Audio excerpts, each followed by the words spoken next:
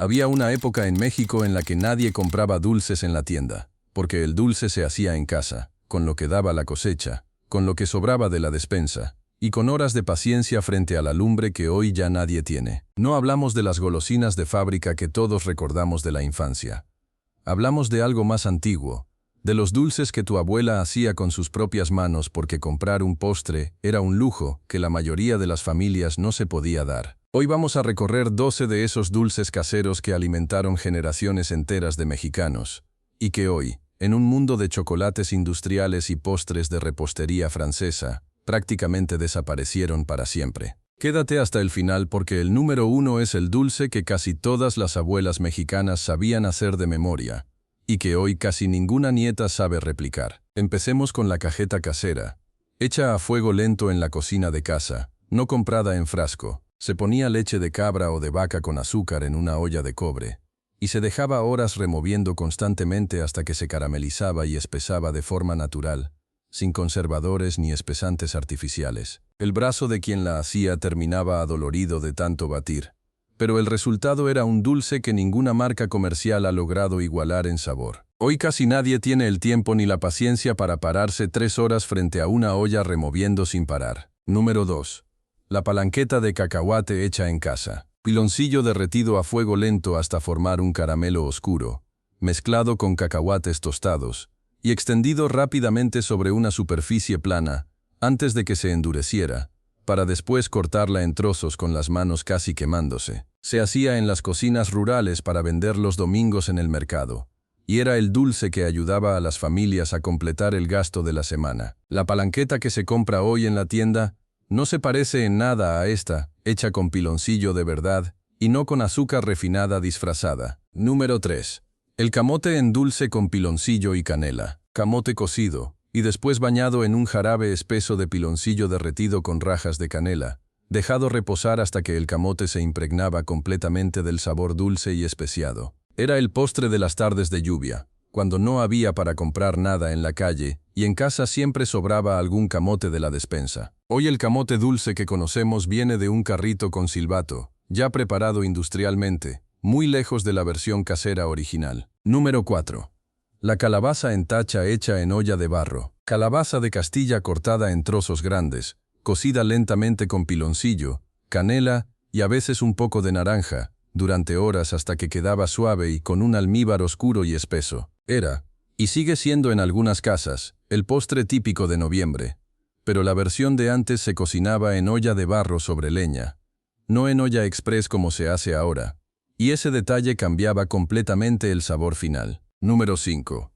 Helate casero de membrillo o de guayaba. Se cocía la fruta con azúcar durante horas hasta que se formaba una pasta espesa, que después se dejaba secar en un molde de madera durante días hasta que se podía cortar en rebanadas firmes. Era un proceso de casi una semana completa, algo impensable para la vida de hoy. Y por eso el helate casero prácticamente desapareció, reemplazado por versiones industriales que se hacen en horas, no en días. Número 6.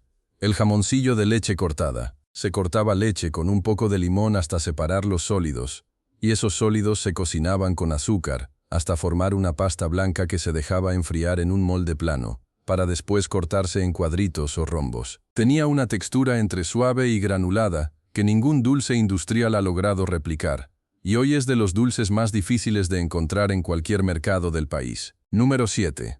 La cocada casera hecha con coco fresco rallado a mano. Coco rallado cocido con leche y azúcar hasta espesar. Horneado ligeramente para dorar la superficie. Todo hecho en casa porque comprar coco rallado en bolsa no existía como opción. Rallar un coco entero a mano tomaba tiempo y esfuerzo que hoy nadie está dispuesto a invertir. Y por eso la cocada casera fue reemplazada por versiones de repostería mucho más dulces y menos auténticas. Número 8. Los buñuelos con miel de piloncillo, no con azúcar espolvoreada. La masa se extendía delgadísima con las manos, casi hasta poder ver a través de ella. Se freía hasta quedar dorada y crujiente, y en lugar de azúcar por encima se bañaba en una miel oscura hecha de piloncillo derretido con canela, y a veces guayaba. Es la versión que casi nadie recuerda, porque la versión con azúcar espolvoreada, más rápida de preparar, terminó ganando en las calles y en las posadas. Número 9.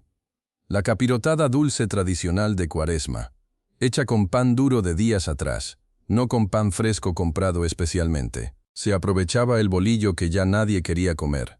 Se bañaba en miel de piloncillo con canela y clavo, y se le agregaba queso, pasas, cacahuates y plátano, todo horneado hasta gratinar. La versión original nació de la necesidad de no tirar el pan viejo, y hoy que casi nadie deja que el pan se ponga duro porque se compra fresco cada día, esa razón de ser prácticamente desapareció. Número 10. El arroz con leche cocido en olla de barro sobre leña. Arroz cocido lentamente con leche, canela y azúcar, removido constantemente para que no se pegara, con ese sabor ahumado que solo la olla de barro y la leña le podían dar. La versión de hoy, hecha en cazuela de metal sobre estufa de gas, es más rápida, pero le falta ese sabor de fondo que las abuelas conseguían sin ni siquiera saber que lo estaban logrando. Número 11. El dulce de tejocote con piloncillo. Típico de finales de año. Tejocotes cocidos y pelados uno por uno a mano. Tarea tediosa y lenta. Bañados después en un jarabe de piloncillo con canela hasta que quedaban suaves pero enteros. Hoy el tejocote solo lo conocemos metido en la piñata o en el ponche navideño, pero como dulce independiente, hecho en casa para comer con cuchara, prácticamente nadie lo prepara ya. Y número 12. El que te prometí al principio. Las torrejas de pan duro remojadas en miel de piloncillo, rebanadas de pan de días atrás, remojadas en leche con huevo, fritas hasta dorar, y bañadas en un almíbar oscuro de piloncillo con canela, muy parecidas a lo que hoy conocemos como pan francés pero con un alma completamente mexicana y campesina. Casi todas las abuelas mexicanas de rancho sabían hacer torrejas de memoria, sin receta escrita, simplemente calculando con los ojos y con las manos. Y hoy es de los dulces que menos se preparan en las cocinas jóvenes porque requiere pan verdaderamente duro, algo que ya casi nadie tiene en casa. Si te fijaste en el patrón de toda esta lista, ninguno de estos 12 dulces necesitaba comprarse en una tienda. Necesitaba tiempo, paciencia y las manos de alguien que había aprendido a calcular las cantidades sin báscula ni receta escrita. Esa es la verdadera razón por la que están desapareciendo. No es que hayan dejado de gustar.